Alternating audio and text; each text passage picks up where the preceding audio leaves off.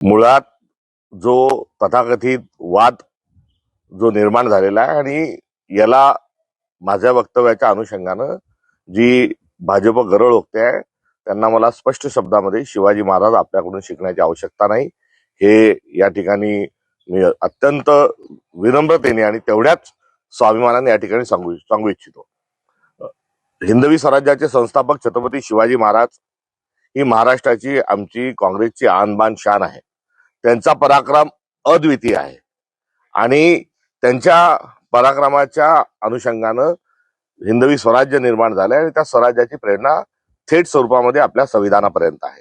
काल पत्रकारांनी मला प्रश्न विचारत असताना विचारले की महामानवांचे आणि विशेष करून शिवाजी महाराज आणि टिपू सुलतान यांचे जे छायाचित्र आहे, प्रतिमा ज्या आहेत ह्या कार्यालयामध्ये लावण्यात याव्यात अशी मागणी होत आहे. याकडे आपण कसे बघता?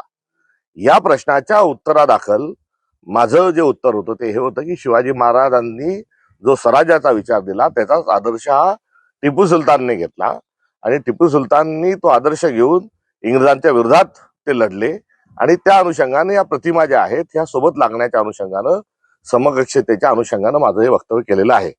मी शिवाजी महाराजांचा जो पराक्रम आहे तो अद्वितीय आहे हे यापूर्वीच सांगितलेलं आहे आणि या माझ्या प्रश्नाला दाबून कुठेतरी जे वक्तव्य चालवण्यात येत आहे हे भारतीय जनता पक्षाचा हा खोडसाळपणा आहे.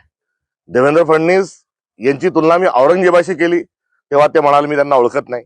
मी त्यांना जल्लाद म्हटले, मी त्यांना क्रूर असल्याच्या अनुषंगाने दरिंदा म्हटले, त्यावेळेसही त्यांनी मला ओळख दाखवली नाही. मात्र काल एकदम आवेशामध्ये येऊन ते माझ्याबद्दल जे काही त्यांनी गरळ ओकली याचा स्पष्ट स्वरूपाचा अर्थ आहे की त्यांना महाराष्ट्रामध्ये जे मूलभूत मुद्दे आहेत आणि दिल्ली राष्ट्रीय स्तरावर ज्या फाईलमध्ये बरंच काही लपलेलं आहे त्यापासून त्यांना इतरत्र लक्ष वेधण्याचं आहे. प्रत्येक बाबतीत जात आणणे, प्रत्येक बाबतीत धर्म आणणे हा भारतीय जनता पक्षाचा हा जुना फंडा आहे आणि या फंड्याच्या अनुषंगानं या माझ्या केलेल्या एका जबाबदारीपूर्ण वक्तव्याला ते हिंदू मुस्लिम या अँगलमधून त्याला खतपाणी घालत आहेत. त्यांना मला माफी मागण्याच्या अनुषंगानं त्यांची जी असणारी भूमिका आहे ती माफीवीरांचे पक्षाचे ते असल्यामुळे आहे. मुळात माझं वक्तव्य हे पूर्ण प्रश्नाच्या सहित जर आपण बघितलं तर त्यामध्ये शिवाजी महाराजांचा जो स्वाभिमान आणि आमचा जो अभिमान आहे तो मी त्यातही अधोरेखित केला होता आणि टिपू सुलतानांच्या अनुषंगानं त्यांची ही गरळ ओकत असताना मला सांगायचं आहे की नुकत्याच नगरपालिकांच्या निवडणुकीत टिपू सुलतानचे फोटो आपल्या घोषणापत्रात होते. आपले बॅनर पोस्टर जे होते भाजपने सरसकट टिपू सुलतानचा फोटो जो आहे हा संपूर्ण महाराष्ट्रामध्ये त्यांनी वापरला. तुम्हाला प्रचारामध्ये टिपू सुलतानचा फोटो चालतो आणि आता टिपू सुलतान बद्दल आपण जे मत व्यक्त करताय ते तेव्हा कुठे गेला होता, तेव्हा आपली ती भूमिका कुठे गेली होती हाही प्रश्न या निमित्ताने उलट पक्षी मला भारतीय जनता पक्षाला विचारायचा आहे.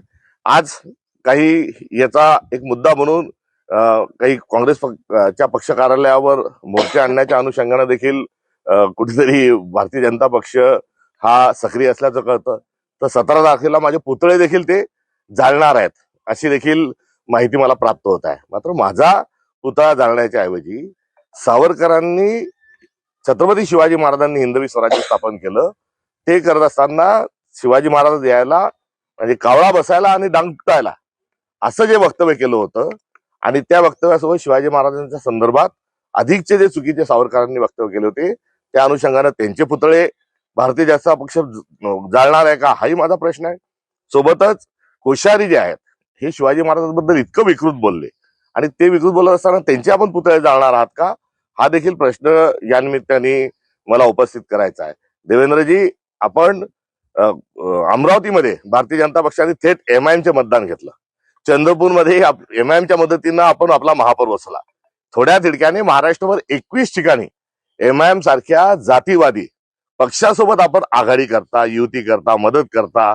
आपलं त्यांच्याशी असणारं ते अलायन्स आहे हे लपून राहिलेलं नाही आणि आपण हे एमआयएम सारख्या पक्षाशी मैत्री करता, त्यांच्याशी राजकीय स्वरूपामध्ये आपला अंडरस्टँडिंग आहे. टिपू सुलतानांचा जो फोटो आहे हा भारताच्या संविधानामध्ये जिथे ऍडमिनिस्ट्रेशन हे प्रशासन संविधानामध्ये जिथे सुरू होतं तिथे टिपू सुलतानांची तसबीर आहे. तर निवडणुकीचं जे प्रकरण आहे तिथे छत्रपती शिवाजी महाराजांचा प्रतिमा आहे. आपण शिवाजी महाराजांची प्रतिमा असणाऱ्या निवडणुकीमध्ये कसा धिंगाणा घालताय हे काही लपून राहिलेलं नाही. आणि थोडक्यात ज्या जे संविधानामध्ये ज्या ज्या महामानवांचे फोटो आहेत, प्रतिमा आहेत, या सर्वांवर भारतीय जनता पक्ष जो आक्षेप घेते आहे तो आक्षेप म्हणजे थेट स्वरूपामध्ये संविधान बदलण्याच्या अनुषंगानं आणि संविधान संपवण्याच्या अनुषंगानं त्यांचा हा प्रयत्न सुरू असल्याचं देखील प्रत्युत्तर या निमित्ताने मला द्यावंसं वाटतं.